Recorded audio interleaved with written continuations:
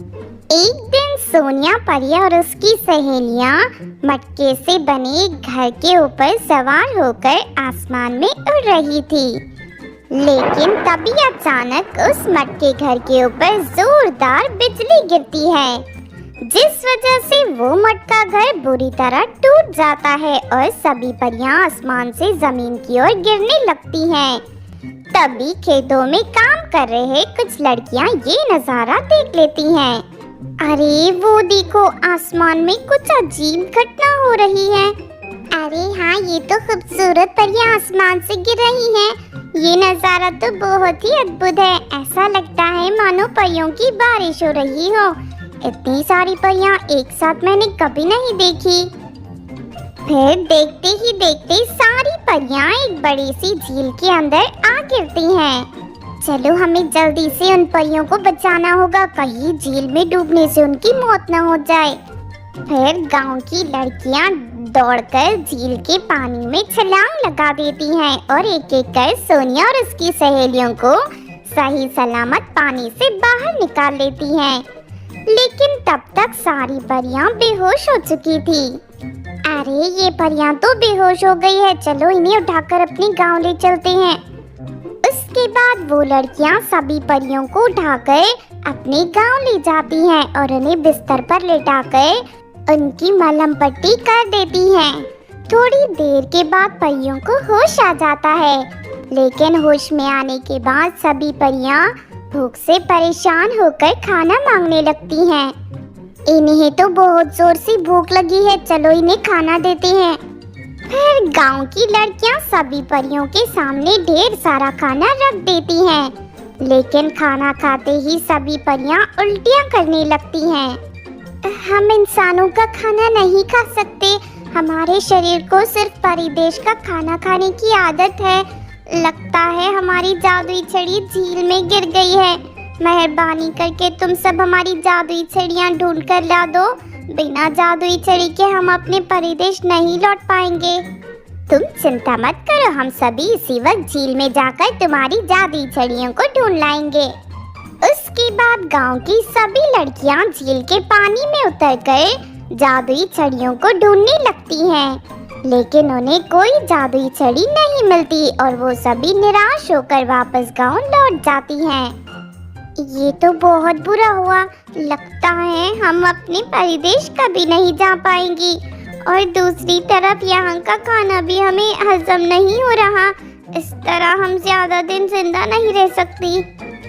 फिर सभी परियां अपनी बुरी किस्मत पर दुखी होकर रोने लगती हैं। लेकिन तभी अचानक गांव में एक विशाल रूप धारण की जादूगरनी प्रकट हो जाती है। इस जादूगरनी का इतना बड़ा डरावना रूप देख सभी गांव वाले घबरा जाते हैं।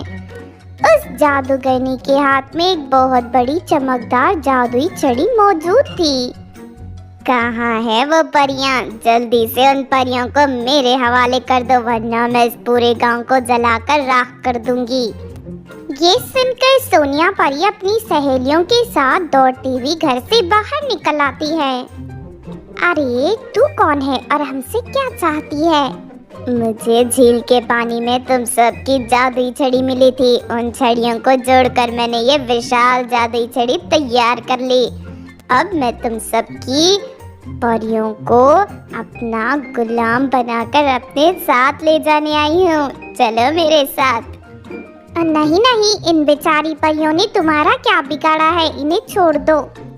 अगर तुझे अपनी जान प्यारी है तो खामोश हो जा लड़की, वरना मैं इसी वक्त तुझे जलाकर राख कर दूंगी।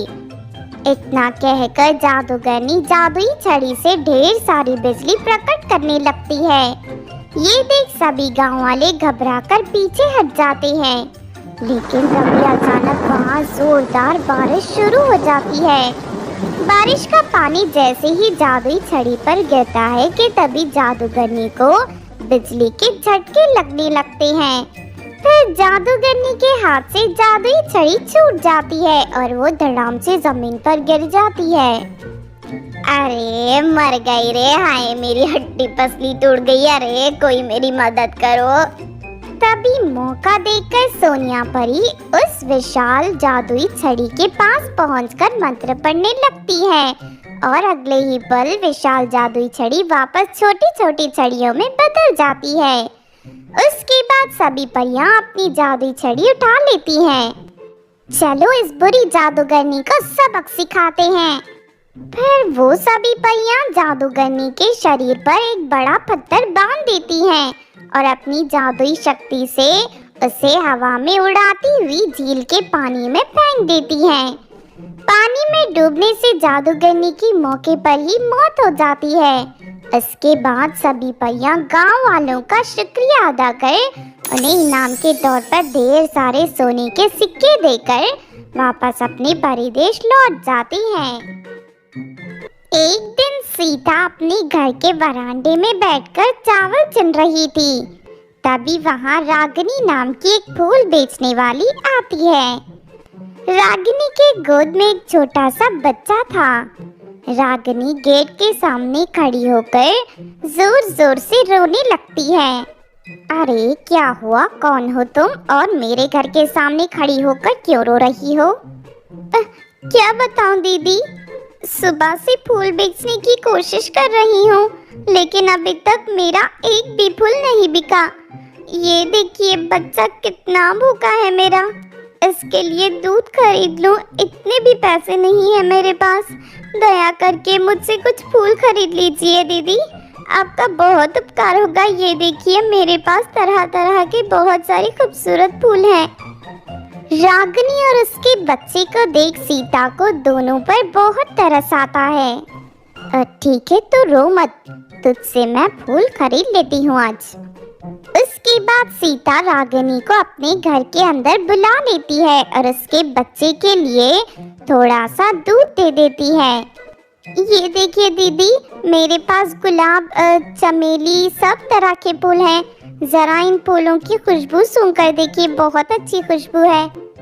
इतना कहकर रागिनी सीता के हाथों पर ढेर सारे फूल रख देती है, लेकिन उन फूलों को सूंघते ही सीता को चक्कर आ जाता है और वो बेहोश होकर गिर पड़ती है। अरे वाह, ये तो पल भर में ही बेहोश हो गई। इससे पहले कि कोई यहाँ आ जाए, मुझे इसके घर में रखे सारे पैसे और गहने चुरा कर यहाँ से निकल जाना चाहिए। फिर रागिनी घर में रखे सारे पैसे और गहने अपनी बैग में भरकर वहाँ से बाहर निकल जाती है। फिर उसी शाम, ये देखिए मम्मी जी, आज मैं कितने सारे पैसे और गहने लेकर आई हूँ। अरे वाह बहू, आज तो तूने कमाल कर दिया। जरा इस हार को तो देख। ओहो, ये तो बहुत ही कीमती हार है। जी मम्मी जी, ये हार ही नहीं, ये सोने के कंगन भी बहुत कीमती है। अब तो इन्हें मैं अपनी सहेली की शादी में पहनकर जाऊंगी। तभी वहाँ रागिनी का पति नरेश आ जाता है। और रागिनी, तुम अपनी ये हरकतें बंद कर दो। इस बुरे काम के लिए तुम हमारे बच्चे का सहारा लेती हो। भगवान तुम्हें कभी माफ नहीं करेगा। अभी भी वक्त है, सुधर जाओ वरना एक दिन तुम्हें बहुत पछताना पड़ेगा। अरे खुद तो कोई काम धंधा करते नहीं, बस सारा दिन आवारा की तरह यहाँ वहाँ भटकता फिरता है। मैं पैसे कमा कर लाती हूँ, वो भी इससे बर्दाश्त नहीं होता। बहू बिल्कुल सही कहती है नरेश, अगर दोबारा तूने हमारे काम में टांग अड़ाने की कोशिश की तो ठीक नहीं होगा। चल जा यहाँ से। इस तरह दोनों लालची सास बहू नरेश को डांटकर वहाँ से भगा देते हैं। दूसरी तरफ रागिनी लगातार लोगों को लूटना जारी रखती है। फिर एक दिन रागिनी अपनी सास के साथ फूल की टोकरी लेकर सड़क से गुजर रही थी। तभी उसे सुंदर कपड़ों में खड़ी एक लड़की दिखाई देती है, जिसके शरीर पर ढेर सारे गहने थे। उस लड़की को देखते ही दोनों सास बहू खुशी से उछल पड़ते हैं। फिर रागिनी उस लड़की के पास जाकर उससे कहती है, अरे क्या हुआ लड़की, तुम इस सुनसान सड़क पर अकेले क्या कर रही हो? मुझे अपने रिश्तेदार की शादी में जाना है, लेकिन अचानक मेरी स्कूटर का टायर पंचर हो गया, इसीलिए मैं यहाँ टैक्सी का इंतजार कर रही हूँ।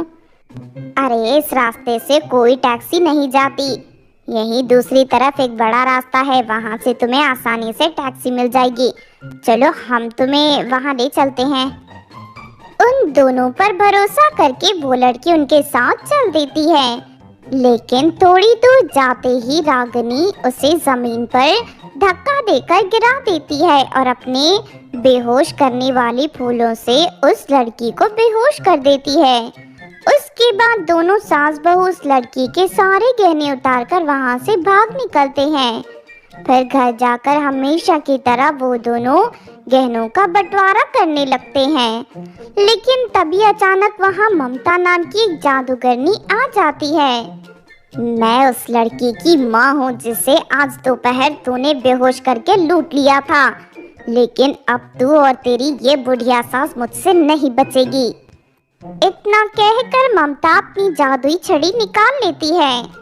अरे बहू, लगता है ये कोई बड़ी जादूगरनी है, अब हम क्या करें? हमें माफ कर दीजिए जादूगरनी जी, हमसे गलती हो गई। ये रहे आपकी बेटी के गहने, आज के बाद हम दोबारा किसी को नहीं लूटेंगे। फिर वो दोनों जादूगरनी के पैरों पर गिरकर उससे माफी मांगने लगते हैं। तुम दोनों का रोना धोना देख मैं नहीं पिघलने वाली। आज तक ना जाने तुम दोनों ने कितने ही मासूम लड़की औरतों को लूटकर उन्हें बर्बाद किया होगा। तुम दोनों को सजा मिलनी ही चाहिए। उसके बाद ममता जादूगरनी अपनी जादुई छड़ी की शक्ति से दोनों को चिड़िया के रूप में बदल देती है। फिर जादूगरनी उन दोनों को पिंजरे में डालकर वहां से चली जाती है। इस तरह उन दोनों को उनके लालच और धोखेबाज का फल मिल जाता है। तो दोस्तों, हमारे चैनल को सब्सक्राइब करें और कमेंट में बताएं आपको हमारी वीडियो कैसी लगी।